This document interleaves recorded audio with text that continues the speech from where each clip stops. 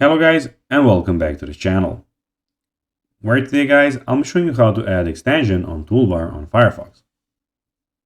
So guys, the first thing that you of course need to do is go to another browser and download Firefox, as it does not come with Windows.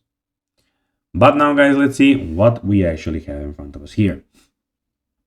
So as you can see in the middle of the screen we have the search box where you can go and search for anything that you want, and in the top side also we have, as you can see, the add shortcut button and the three lines here where you have settings and all of these different things.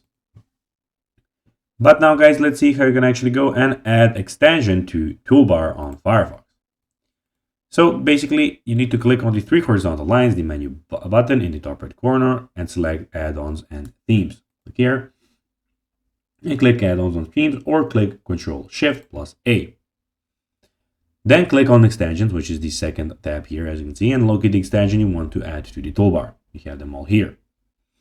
Click on the gear icon settings next to the extension and select pin to toolbar. And then when you have done that, of course, you have it here, as you can see. Then when you've done that, you can click the puzzle icon extension in the toolbar. You find extensions and click the pin icon next to it. This will add the extensions icon to your toolbar, making it easily accessible.